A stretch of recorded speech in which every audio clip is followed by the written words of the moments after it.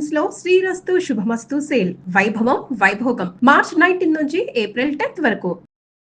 నమస్కారం, మీరు చూస్తుంది ఐ డ్రీమ్. నేను మీ కీర్తి. శ్రీరామనవమి రాబోతుంది కదా, మరి అసలు నవమి ఏ రోజు చేసుకోవాలి? 26, 27? దీంతో పాటుగా చాలా అనేక రకాల ధర్మ సందేహాలు ఉన్నాయి. ఈ రోజుని ముఖ్యంగా ఎలా సద్వినియోగం చేసుకోవాలో ఇలాంటి వివరాలన్నీ తెలియజేయడానికి మనతో పాటు ప్రముఖ ఆస్ట్రాలజర్ బ్రహ్మశ్రీ నందిబట్ల శ్రీహరి శర్మ గురుగారు ఉన్నారు. నమస్తే గురుగారు. వాగర్థావివ సంపృక్తౌ వాగర్థ ప్రతిపత్తయే జగతః పితరౌ వందే పార్వతీ పరమేశ్వరౌ ఆదిత్యాయ చ సోమాయ మంగళాయ బుధాయ చ గురుశుక్రశనిభ్యశ్చ రాహవే కేతవే నమః. శృంగేరి జగద్గురు పీఠాధిపతులకి, కంచిపీఠాధిపతులకి నమస్కారములు తెలియజేసుకుంటూ కార్యక్రమాన్ని ప్రారంభిద్దాం. గురుగారు, ఉగాది వెళ్ళిపోయిన పినవటే అందరం కూడా శ్రీరామనవమికి ఎదురు చూస్తూ ఉంటాము. అసలు మరి ఇప్పుడు కూడా కన్ఫ్యూజన్ వచ్చింది. 26, 27 ఏ రోజున పండగ జరుపుకోవాలి అన్నది మొదటి ప్రశ్న. మనకు శ్రీరామనవమి 26, 27 అంటే ఎందుకు వచ్చింది ఈ రకమైన కన్ఫ్యూజన్ అంటే, ప్రధానంగా కళ్యాణోత్సవం జరుపుకునేటువంటి ఆచారం మన తెలుగునాట ఎక్కువగా ఉంది. అనాదిగా వందల సంవత్సరాల నుంచి కూడా ఉంది. ఇక మనం గమనించుకుంటేనమ్మా, ఈ శ్రీరాముల వారు జన్మించినటువంటిది నవమి తిథి కాబట్టి జన్మతిథిని అనుసరించి చేసుకునే ఆచారం ఉన్నటువంటి వాళ్ళకి ఒక రకంగా జన్మ నక్షత్రం. ఎందుకనంటే ప్రధానంగా జనన మరణాలకి సంబంధించినటువంటిది ఆచార వ్యవహారం మన సనాతన సాంప్రదాయంలో మాత్రమే ఉంటుంది. పుట్టినరోజు జరుపుకోవడం అనేటువంటిది తిథిని అనుసరించి కంటే కూడా జన్మ నక్షత్రాన్ని అనుసరించి జరుపుకోవడం అనేటువంటిది సబబుగా వస్తుంది. మనకు అనాదిగా చూసినా మనం ఏ మాసంలో అంటే ఇప్పుడు ఇంగ్లీష్ గ్రెగోరియన్ క్యాలెండర్ ప్రకారం ఉండేటువంటి నెలలు కాకుండా సెప్టెంబర్, అక్టోబర్లు అట్లా కాకుండా చైత్ర, వైశాఖ, జ్యేష్ఠ, ఆషాఢ ఎలా అయితే ఉన్నాయో అలా తెలుగు మాసాల ప్రకారముగా ఏ నెలలో మనం జన్మిస్తామో ఆ నెలలో మనకి ఏ నక్షత్రంలో జన్మిస్తామో ఆ నెలలో ఆ నక్షత్రం ఉన్న రోజున పండుగ జరుపుకోవడం అనేటువంటిది శాస్త్రీయపరమైనటువంటి ఆచారం. మరణించినప్పుడు మాత్రం ఏ నెలలో మరణిస్తామో ఆ నెలలో ఏ తిథిలో మరణిస్తామో ఆ తిథి నాడు జరుపుకొని ఆ తిథి ప్రకారము పిండ ప్రదానాది కార్యక్రమాలు ప్రతి సంవత్సరం జరుపుకుంటూ ఉండడం ఇది ఆచారం. ఇది సబబుగా అనిపిస్తుంది. కానీ పుట్టినరోజుని చాలామంది జన్మతిథి రోజున జరుపుకుంటారు. ఈ జన్మతిథిని శ్రీరామనవమిగా భావించినటువంటి వాళ్ళు జరుపుకునేటట్టయితే స్మార్త శ్రీరామనవమిగా 26వ తారీఖు రోజున జరుపుకోవడం అనేది సముచితం. ఇక జన్మ నక్షత్రం ప్రకారము జరుపుకోవాలి అని అనుకున్నప్పుడు 27వ తారీఖు రోజున పునర్వసు నక్షత్రం ఉంటుంది. ఆ రోజున జరుపుకోవడం అనేటువంటిది ఆచారం. ఎందుకనంటే ప్రధానంగా 26వ తారీఖు రోజున 10:50 ఉదయం అష్టమి వెళ్ళిపోయి నవమి వస్తుంది. ఆ రోజు ఆరుద్ర నక్షత్రం సాయంత్రం వరకు ఉంటుంది. కేవలం నవమి తిథి మధ్యాహ్నం సమయంలో ఉంటుంది కాబట్టి ఇక దానిని మనం 26వ తారీఖు నవమిగా అనుకుంటే అది స్మార్తులు జరుపుకునేటువంటి విధంగా నవమి తిథి అయ్యుండి శ్రీరాముల వారు జన్మించిన నక్షత్రం పునర్వసు నక్షత్రం కూడా ఉన్నటువంటి కారణం చేత 27వ తారీఖు రోజున శ్రీరామనవమి జరుపుకోవడమే సముచితము. పైగా మనకు గమనించుకున్నట్లయితే శ్రీరామ నవమి రోజున జయంతి ఉత్సవాలు జరుపుకుంటారు భారతదేశ వ్యాప్తముగా. నార్త్ సైడ్ చూసుకున్నా ఎక్కడ చూసుకున్నా. కానీ ప్రత్యేకంగా మన దక్షిణాది ప్రాంతములైనటువంటి ఆంధ్ర, కర్ణాటక, తమిళనాడు ఇలా తెలంగాణ ప్రాంతాల్లో ఎక్కువగా కళ్యాణోత్సవాలు జరుపుతాయి. ఎక్కడ కూడా కళ్యాణం అనేటువంటిది శ్రీరామ నవమి రోజున జరుపుకోవడం అనేటువంటిది లేదు. వాస్తవానికి చెప్పాలి అనంటే పుట్టినరోజు కానీ వాస్తవానికి చెప్పాలంటేనమ్మా సీతారాముల వారి కళ్యాణం జరిగింది ఫాల్గుణ పౌర్ణమి రోజున జరిగింది. మరి ఇలా ఎందుకు వచ్చింది గురుగారు? అంటే జన్మతిథి రోజున జరుపుకోవడం, కళ్యాణంగా జరుపుకోవడం అనేది మనకు రామదాసు కాలం నుంచి వచ్చిందని చెప్పవచ్చు. అందుకనే ఇప్పటికీ కూడా కళ్యాణం అని అంటే సీతారాముల వారి కళ్యాణం అంటే భద్రాచలం అనేదే ప్రామాణికంగా తీసుకుంటాం. అందుకనే భద్రాచలంలో 27వ తారీఖు రోజున జరపబడుతుందమ్మా. కాబట్టి వీక్షించేటువంటి ఐ డ్రీమ్ ప్రేక్షకులందరూ కూడా శ్రీరామనవమి కళ్యాణోత్సవంగా, జన్మతిథిగా, ఆ స్వామివారు జన్మించిన పునరుసు నక్షత్రం ఉన్నటువంటి 27వ తారీఖు రోజున నవమిగా పండుగగా జరుపుకోవడం మాత్రమే శ్రేయస్కరము, శాస్త్ర సమ్మతము అని చెప్పవచ్చమ్మా.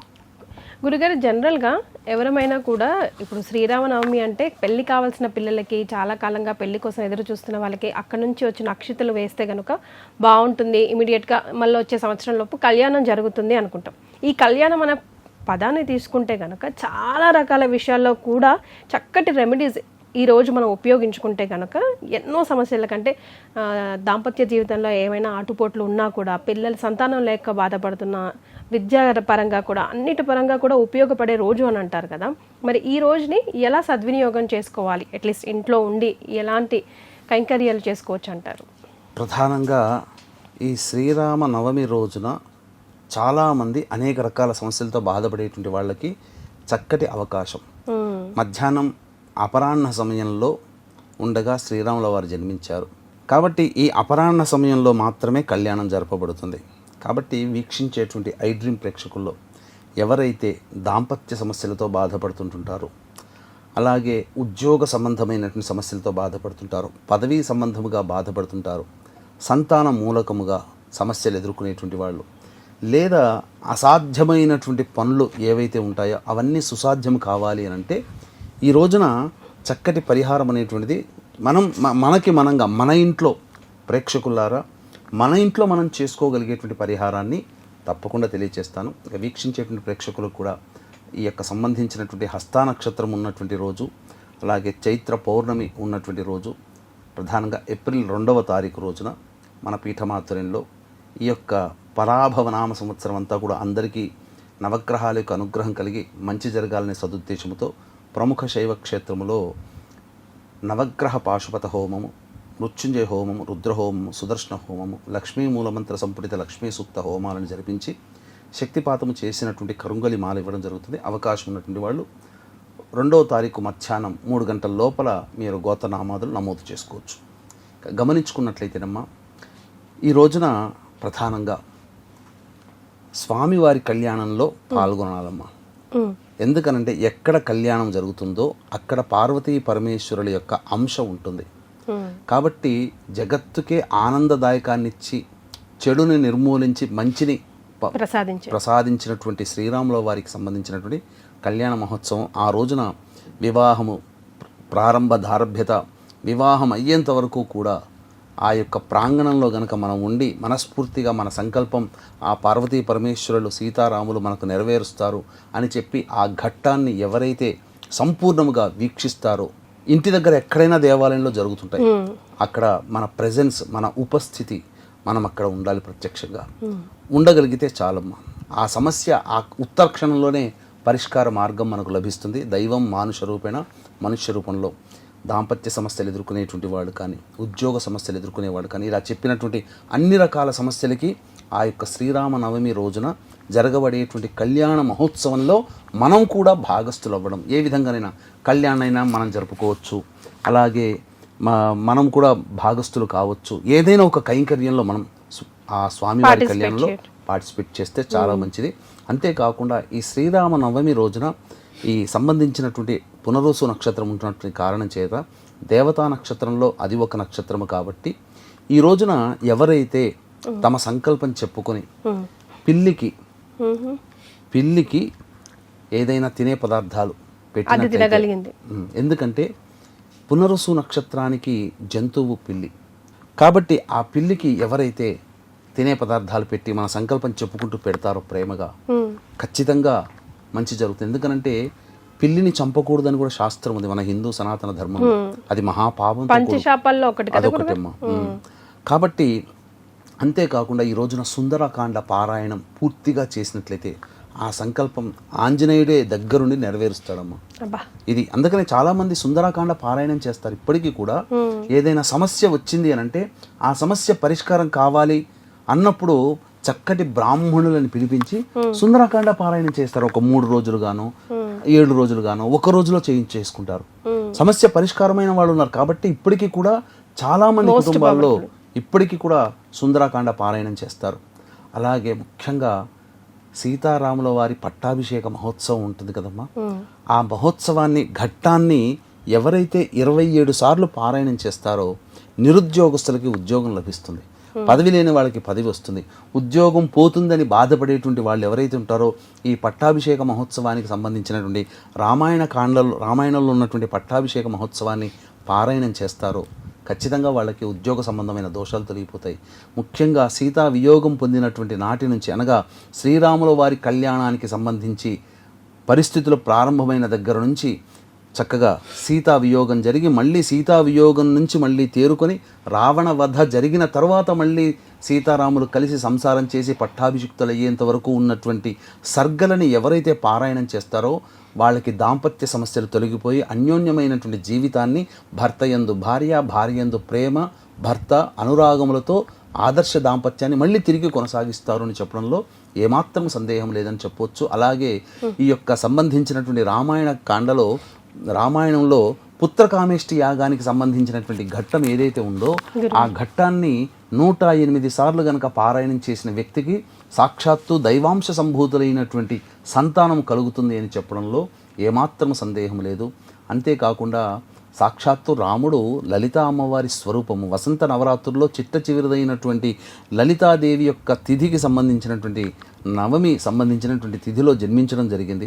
అనగా లలితా నవరాత్రులు సమాప్తమయ్యి నిండు లలితా అమ్మవారి అంశతో పుట్టినటువంటి వారు రాముల వారు కాబట్టి ఈ రోజున విష్ణు సహస్రనామ పారాయణం విధిగా చేయవలసిందే. అలాగే శ్రీరామ రామ రామేతి రమే రామే మనోరమే సహస్రనామ తత్తుల్యం రామనామ వరాననే అనేటువంటి యొక్క శ్లోకాన్ని ఎవరైతే 108 సార్లు పారాయణం చేస్తారో 108 సార్లు విష్ణు సహస్రనామ పారాయణం చేసిన పుణ్యఫలితము, అలాగే లలితా అమ్మవారి యొక్క అనుగ్రహాన్ని పొందినటువంటి పుణ్యఫలితం కూడా దక్కి అనంతమైనటువంటి శక్తిని పొంది వాళ్ళ యొక్క సంకల్పం అచిరకాలంలోనే మానవుడి రూపంలో దైవం నెరవేరుస్తుంది అని చెప్పడంలో ఏమాత్రం సందేహం లేదు. నిస్సంకోచముగా సంశయం వదిలి అనుమానం లేకుండా ఈ 27వ తారీఖు రోజున ఎవరైతే ఈ సంబంధించినటువంటి శ్రీరామనవమి సందర్భంగా చెప్పిన విధంగా ఆచరిస్తారో తప్పకుండా వాళ్ళకి రాముడి యొక్క దివ్య ఆశీస్సులతో వాళ్ళు సాధించరానిదంటూ ఏదీ ఉండదు. సాక్షాత్తు రామదాసు చెరసాల నుంచే విముక్తి కలిగించినటువంటి వాడు రాముల వారు కాదమ్మా. ఆర్ద్రమైనటువంటి హృదయంతో మొరలాలకించినటువంటి సందర్భంగా తానిషాకి స్వప్నంలో కనిపించి రామ టెంకలు ఇచ్చిన సందర్భం కాదా? కాబట్టి ఇవన్నీ నిరూపణ చరిత్రలో జరిగాయని చెప్పినటువంటిది. త్యాగయ్య వారికి కనిపించి రామకోటిని 99 కోట్లు జపం చేసినటువంటి కారణం చేత సంబంధించినటువంటిది రాముల వారు ప్రత్యక్షం కాలేదా? పోతన ఇలా ఒకటా రెండా ఎంతమంది పురాణ పురుషులందరికీ రాముని యొక్క సంబంధించినటువంటి ప్రత్యక్ష స్వరూపాన్ని గాంచారు. కాబట్టి మనము చక్కగా ఏ పుణ్యం చేసుకున్నామో చక్కగా ఈ యొక్క సంబంధించినటువంటి రామనవమి రోజున అందరం కూడా చక్కగా ఈ సంబంధించినటువంటి కళ్యాణ మహోత్సవాన్ని ఇంటి దగ్గర అయితే ఇంటి దగ్గర, లేకపోతే మనం ఎక్కడ ఉన్న ప్రసార మాధ్యమంలో సీతారామ కళ్యాణం అని చెప్పి చూసినా లైవ్లో చూడవచ్చమ్మా. అది చూసి తరించినా చాలమ్మా. టెక్నాలజీ మనకు ఉపయోగపడుతుంది. ఈ విధంగా మనం ఉపయోగించుకొని పుణ్యాన్ని పొంది సంకల్పాన్ని నెరవేర్చుకోవచ్చు. ఎస్, ఒక్కటి కూడా కాదు, 4-5 ఆప్షన్స్ ఇచ్చారు మీరు రెమెడీ రూపంలో. ఎవరికి ఏది చేతనైతే అట్లీస్ట్ అది చేసుకున్నా సరిపోతుంది కదా గురుగారు. గురుగారు చాలామంది అక్షతలు తెచ్చుకుంటారు కళ్యాణానికి వెళ్ళేసి వచ్చి, ఇంటికి వచ్చిన తర్వాత అందరం కొంచెం కొంచెం వేసుకున్న తర్వాత తలపైన తర్వాత ఏం చేయాలి అని ఆలోచిస్తూ ఉంటాం. సో వచ్చిన అక్షతల్ని అసలు ముందేం చేయాలి, ఎలా దాచుకోవాలి? ఎందుకంటే రాముల వారి అక్షతలకి ముత్యాల తలంబ్రాలు అని మనకు చెప్పబడి ఉంది. ముత్యాలతో చేస్తారు తలంబ్రాలు. అంతేకాకుండా ఈ అక్షితల్ని తయారు చేయడానికి కూడా ప్రత్యేకమైనటువంటి బియ్యముని వాడతారమ్మా. ఎక్కడ పడితే అక్కడ ఏ బియ్యాన్ని పడితే ఆ బియ్యాన్ని తీసుకురారు. దీనికోసం ప్రత్యేకంగా పండిస్తారు. పైగా ఎటువంటి కోతలు లేకుండా ఉన్న బియ్యాన్ని మాత్రమే వాళ్ళు తీసుకుంటారు. తీసుకొని ప్రత్యేకంగా ఆ తలంబ్రాలని ఆ బియ్యంతో తయారు చేసి తలంబ్రాలుగా స్వామివారి కళ్యాణంలో వాడతారమ్మా. ఈ బియ్యాన్ని మనము సంపాదించుకోవడానికి గవర్నమెంట్ మనకు ఎండోమెంట్ డిపార్ట్మెంట్ వల్ల మనకు అనేక రూపాలలో మనకు పోస్ట్ ద్వారా మనం పొందవచ్చు, ఆర్టీసీ డిపో ద్వారా మనం పొందవచ్చు. కొంత రుసుము చెల్లిస్తే మన ఇంటికే వచ్చేస్తాయి.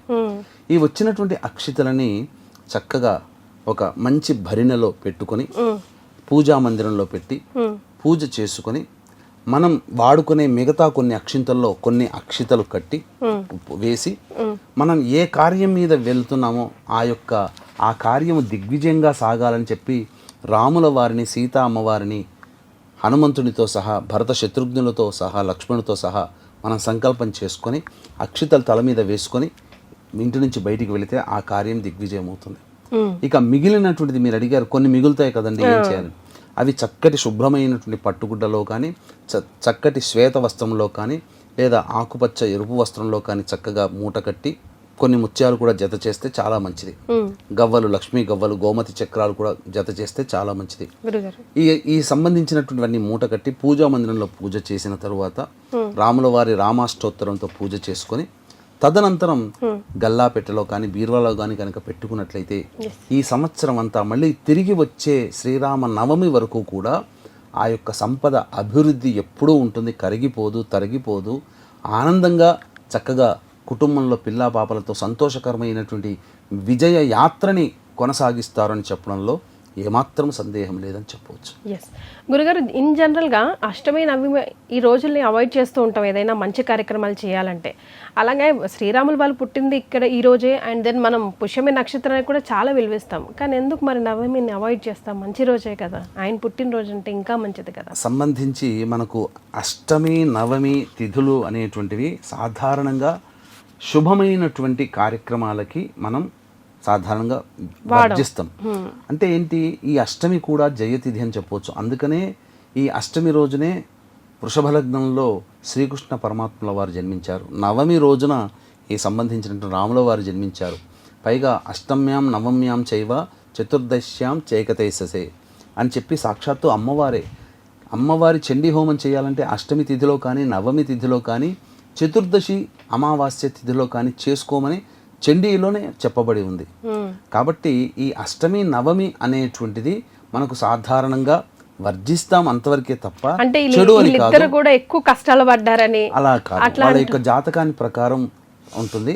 తప్పకుండా మీరు సమయం సందర్భం మాటల్లో వచ్చింది కాబట్టి శ్రీరాముల వారి జాతకాన్ని సశాస్త్రీయంగా మనం ఇంకొక వీడియోలో తప్పకుండా తర్వాత చేద్దామమ్మా.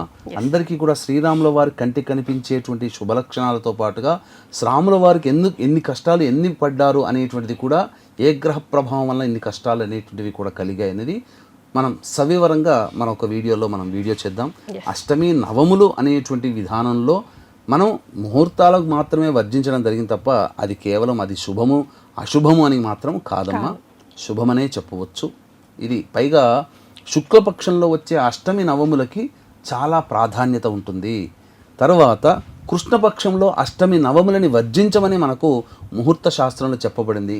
కాకపోతే దీన్ని తప్పుగా అర్థం చేసుకొని చెప్పినటువంటి మహర్షులు మనకు కరెక్ట్గానే చెప్పారు, కానీ శుక్లపక్షంలో కూడా దాన్ని యాడ్ చేసుకోవడం వల్ల అది దోషప్రదంగా మనకు కనబడుతుంది. కానీ అష్టమి నుంచి మళ్ళీ తిరిగి పౌర్ణమి ముందు అష్టమి నుంచి పౌర్ణమి తర్వాత అష్టమి వరకు చంద్రుడు వృద్ధి చెందుతూ క్షీణిస్తూ ఉంటాడు. కాబట్టే చంద్రుని కళలు బాగా పెరిగేటువంటిది అష్టమి తిథి నుంచి. కాబట్టి శుక్లపక్షంలో అష్టమి తిథి నుంచి పెరుగుతుంటాయి. కాబట్టి శుక్లపక్షంలో అష్టమి నవములకి దోషం లేదు. వివాహ ముహూర్తాలు కూడా చెప్పబడ్డాయి. కానీ కృష్ణపక్షంలో అష్టమి నవమిని వర్జించమని చెప్పబడినటువంటి కారణం చేత ఈ శుక్లపక్షంలో కూడా వాటిని వర్జించడం అనేది మన వాళ్ళు అలవాటు చేసుకున్నారు, అంతే తప్ప ఈ సంబంధించినది కాదమ్మా. చాలా సంతోషం గురుగారు, చాలా విలువైన సమాచారాన్ని ఈ వీడియో ద్వారా ఐడ్రీమ్ ప్రేక్షకుల కోసం అందించారు. ధన్యవాదాలు. సర్వం Shri Umamaheshwara పరబ్రహ్మార్పణమస్తు. And for more videos, please subscribe to iDream. Please subscribe to iDream. Please subscribe iDream. And please subscribe to iDream. For more videos, subscribe to iDream. please like, share and subscribe to the channel. Congratulations, iDream. Subscribe to iDream. Subscribe to iDream. So subscribe to iDream Media. iDream ki iDream team andarki huge congratulations. Please subscribe iDream Media. Please subscribe to iDream. Subscribe iDream. Please subscribe to iDream. iDream అంటే నా కళల ఛానల్ను subscribe చేసుకున్న నోరు తిరుగుతలేదు, మీరైతే గంట గుర్తు కొట్టండి. For more such videos, please subscribe to iDream. Subscribe to iDream. Please subscribe to iDream. Please subscribe iDream Media. Please do subscribe to iDream. Please subscribe to iDream Media. For best entertainment and information, please subscribe iDream. And don't forget to subscribe to iDream.